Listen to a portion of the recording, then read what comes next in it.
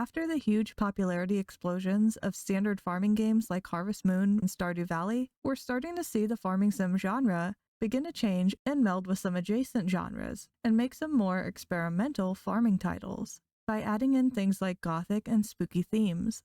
And whether you're feeling tired or burnt out from typical farming games, or you're just itching for more cozy farming titles that you can enjoy, well, with a little dark twist, of course, I wanted to share with you some of the games I'm feeling most curious about and excited for in the upcoming year. First on this list is an indie hidden gem made by a small but talented dev team called Grimshire. If you've spent some time on my channel, you probably already know that this little passion project has really blown me away. In Grimshire, you play as a little animal character who is barely saved from a big city in turmoil and taken by boat to a cozy, isolated animal village in the mountains. But something dangerous and mysterious is happening throughout the world, and you'll have to work together as a town to struggle through the impending catastrophe. It's best to go into this game spoiler-free or with as little information as possible, but I'll just say that the tension and stakes in this game are the highest I've seen yet in a relaxed farming game, and the relatable, honest, and warm-hearted NPCs within your village really make you root for them as you all work hand in hand to progress through the game.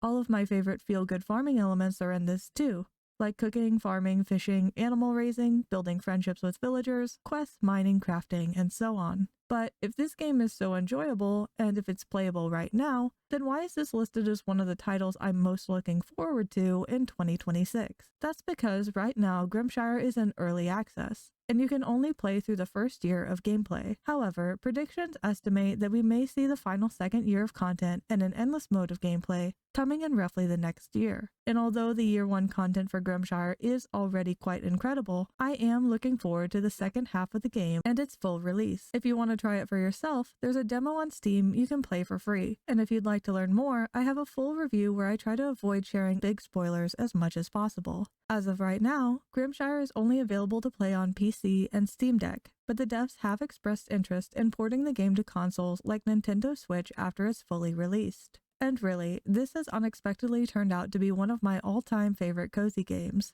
and I'm very excited to see the full release, hopefully in the upcoming year.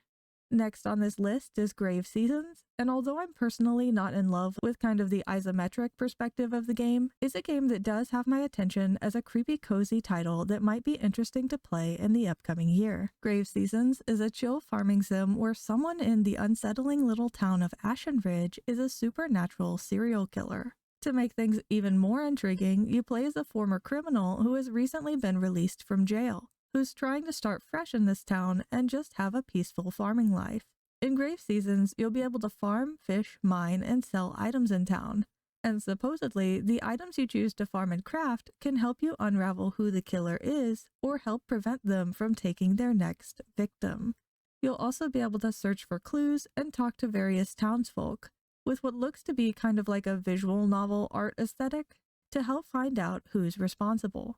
There will be friendship building, romance, and quests involving these NPCs that allow you to build up trust and affect how the story progresses. Something I also want to add is that supposedly in each save file, the identity of the killer in town will be random, meaning that every playthrough will feel fresh, as the murderer could be any of the 30+ town residents. The town's atmosphere will apparently also be different depending on who the killer is, and each will have their own dark motives. I'm really intrigued to see more about this game as it gets closer to releasing. It has an estimated release date of sometime in 2026, and it's expected to be available on PC, Nintendo Switch, PS5, and Xbox Series XS at launch. Another game I'm curious about that's coming soon is Welcome to Elderfield.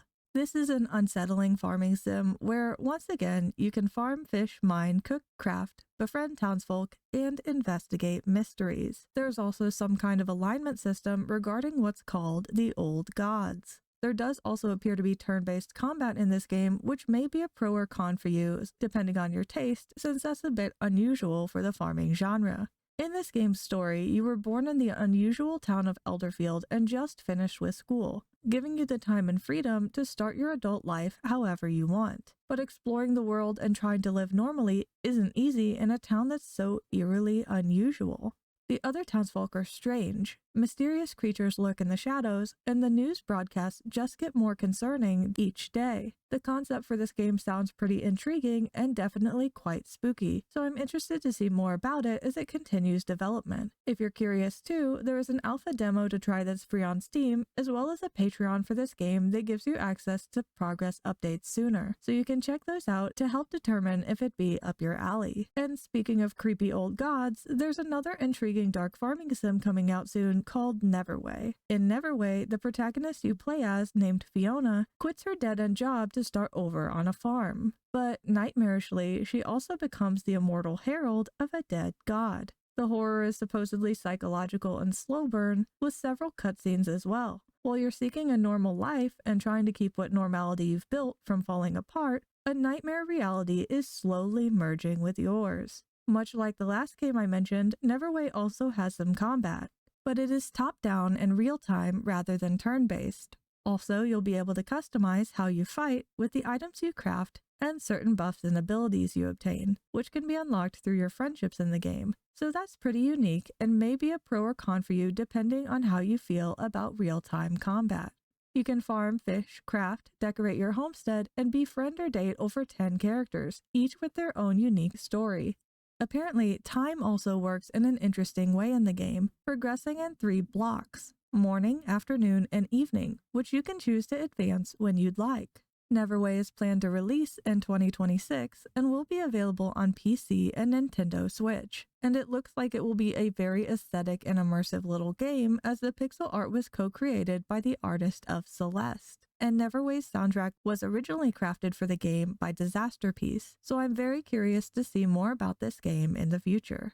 And last is Moonlight Peaks. It's only last on the list though because I personally find the art style, particularly of the characters when they're paired with an almost like Hello Kitty style world art aesthetic, a little bit strange, but the game itself still looks like it could be quite unique and interesting. In this game, you play as a young and hopeful vampire who sets out into the magical town of Moonlight Peaks to prove to your skeptical father, Count Dracula, that a life of compassion is possible even for the undead. You can farm magical crops, cook enchanted meals, brew potions, cast spells, bewitch your tools, decorate your home, expand your farm, pet your Draculams, unlock vampiric abilities like heightened senses and shapeshifting, and unravel the mysteries of the 7 families that reside in Moonlight Peaks. You can also befriend or romance the local werewolves, witches, and mermaids. Additionally, this game seems to offer some optional activities which actually look pretty neat. These activities include making pottery, arranging flowers, playing the violin for your animals,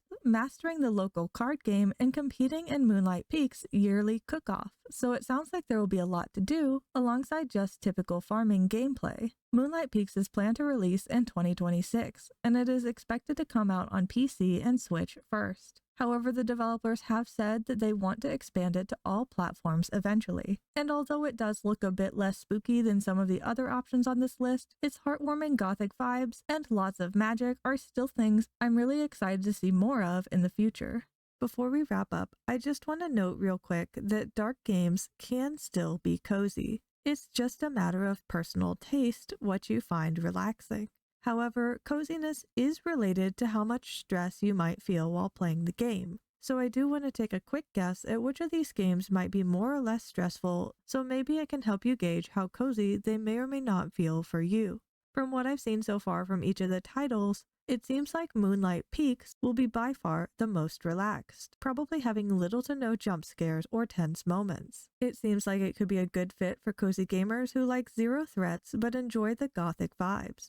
Grimshire is probably the second most relaxed, with overall quite cozy gameplay and not really any psychological horror aspects or truly scary moments. However, it can still be quite stressful or tense, just due to how high the stakes are in the game. Grave Seasons might be somewhere in the middle, likely having some tense moments and stress as well as high stakes, since your choices in the game can impact who lives or dies. Lastly, Neverway and Welcome to Elderfield seem like they may be the most tense or stressful. Neverway seems to lean on psychological horror, making you feel on edge and in danger fairly often, while Welcome to Elderfield looks to have a very creepy, almost Eldritch style vibe, with both games likely having similarly high stakes. So hopefully that information is helpful for you in deciding which of these games, if any, you might feel curious about. Alright, those are 5 cozy dark farming sim games that I'm keeping an eye on in this upcoming year. But do keep in mind that apart from Grimshire, I haven't played any of these enough to fully recommend them or anything.